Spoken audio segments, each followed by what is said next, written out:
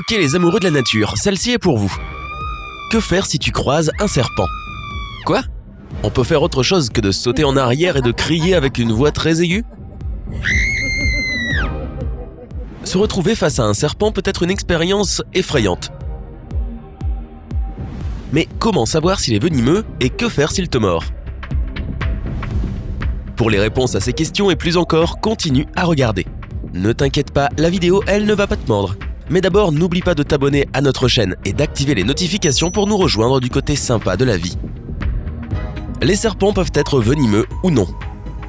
Les serpents non venimeux n'ont pas de poison dans leurs dents, ce qui signifie que leur morsure n'est pas trop dangereuse pour ta santé. Mais il faut tout de même consulter un médecin pour qu'il puisse soigner la plaie et s'assurer que tout va bien. Les serpents venimeux, quant à eux, ont du venin toxique dans leur croc, qui peut entraîner de graves problèmes de santé et même la mort s'il se répand dans l'organisme. Mais comment les distinguer, surtout si tu prends la fuite? Ne t'inquiète pas, il y a plusieurs signaux clairs qui peuvent t'aider. Numéro 1, regarde sa tête. L'un des signes les plus évidents qu'un serpent est venimeux est la forme triangulaire de sa tête. Bien que tous les serpents venimeux ne soient pas concernés, leur cou est généralement nettement plus étroit que leur tête.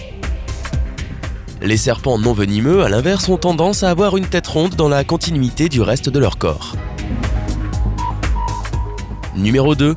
Fais attention à ses pupilles, si tu as le courage de t'approcher suffisamment. La plupart des serpents venimeux ont des pupilles elliptiques et verticales, tandis que les serpents non venimeux ont des pupilles rondes. Cependant, il y a quelques exceptions à cette règle que tu dois connaître. Les serpents non venimeux peuvent facilement changer la forme de leurs pupilles dans des situations dangereuses pour paraître plus puissants et effrayants à leur adversaire. De plus, il y a des serpents extrêmement venimeux aux pupilles rondes, comme les fameux mamba noirs et cobras.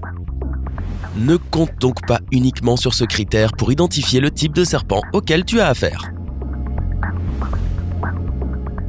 Numéro 3.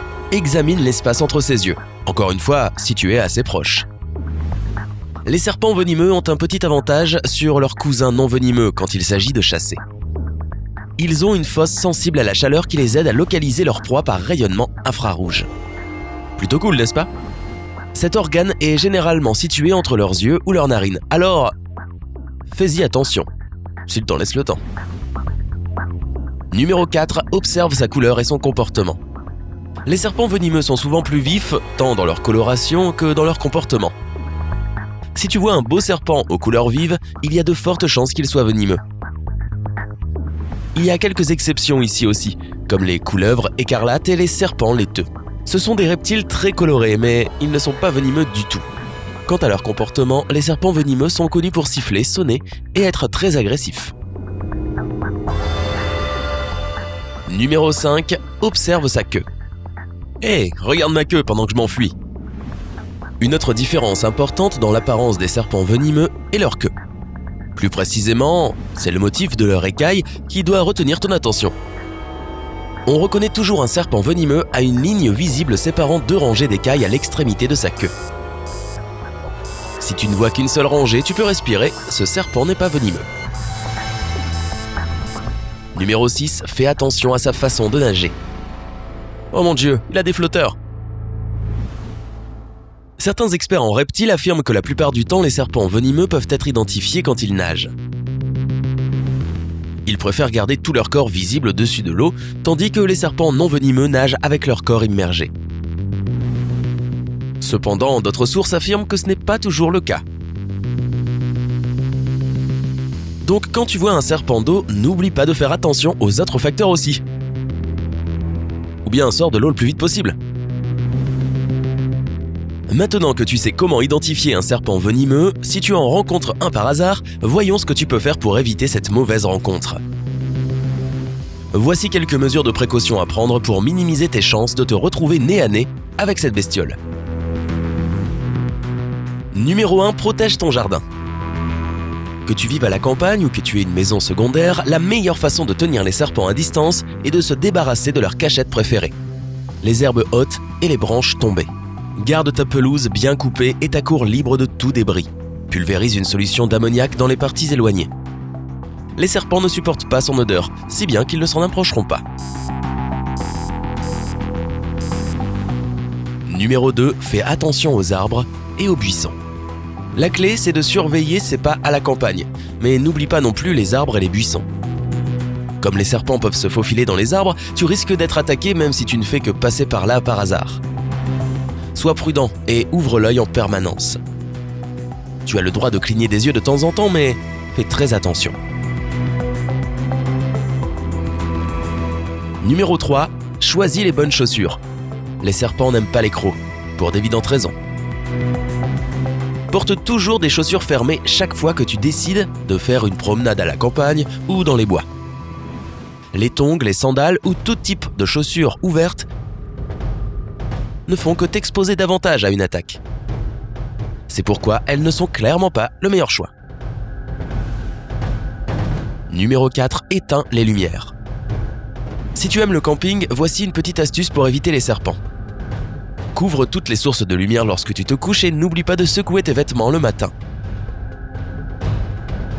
Les lumières et l'odeur humaine attirent les serpents, donc éliminer ces deux facteurs te permettra de renforcer ta sécurité. Numéro 5, ne suis jamais un serpent. Ou alors sur Twitter, mais supprime-le de tes amis Facebook. Il existe beaucoup de cas où les gens sont mordus par hasard. Le truc, c'est que les serpents attaquent très rarement quelqu'un à l'improviste. Ils ne le font que s'ils se sentent menacés, et le fait de les harceler provoquera cette réaction. Un peu comme les gens en fait. Donc, plus tu restes loin d'un serpent, mieux c'est. Ces conseils devraient t'aider à éviter une rencontre désagréable avec un serpent. Mais malheureusement, les morsures de serpents peuvent toujours se produire, de sorte que tu dois savoir quoi faire au cas où tu es mordu. La première chose à faire est d'appeler les secours. Une fois que c'est fait, essaie de savoir si c'est un serpent venimeux qui t'a mordu. Si tu ne te souviens pas à quoi il ressemblait, examine la blessure. 2 marques douloureuses de piqûres avec la peau enflée et pâle autour sont des signes forts qu'il s'agit d'un serpent venimeux. Les nausées, la faiblesse musculaire et la fièvre sont aussi des signes évidents d'empoisonnement de l'organisme. Tandis que l'ambulance est en route, il est crucial de rester calme et de ne pas bouger. La panique et les mouvements augmentent ton rythme cardiaque, ce qui ne fait qu'accélérer la propagation du venin dans tout ton corps. Si tu peux, essaie de garder le membre affecté sous le niveau du cœur. Cela permettra de ralentir le venin. Si tu vois du venin à l'extérieur de la piqûre, enlève-le soigneusement pour t'assurer qu'il ne pénètre pas dans ta peau déjà endommagée. Quant à la méthode populaire d'aspirer le venin hors de la plaie, ce n'est pas une si bonne idée. La personne qui tente d'aspirer le venin, que ce soit toi ou quelqu'un d'autre, risque une double contamination par la bouche. La plaie de la morsure est pleine de venin, qui peut infecter les tissus buccaux, et la bouche est pleine de bactéries qui peuvent infecter la morsure. C'est pourquoi les experts déconseillent généralement cette technique. Ce qui est une bonne chose car tu n'as pas forcément envie de sucer une morsure de serpent. Évite aussi d'appliquer différentes crèmes sur ta plaie, de même que consommer de l'alcool ou des boissons caféinées. Ces boissons affectent ton rythme cardiaque et aident le venin à se propager plus rapidement. Si tu as soif, bois plutôt de l'eau. Elle te maintiendra hydraté et t'aidera à éliminer les toxines de ton corps, ce qui est crucial dans cette situation critique. Si tu es toujours là après ces effrayants détails, dis-nous. Connais-tu d'autres faits utiles ou intéressants sur les serpents ? Partage-les dans la section des commentaires ci-dessous. N'oublie pas de partager cette vidéo avec tes amis, surtout ceux qui n'aiment pas les serpents, et de t'abonner à notre chaîne pour continuer à prendre la vie côté sympa.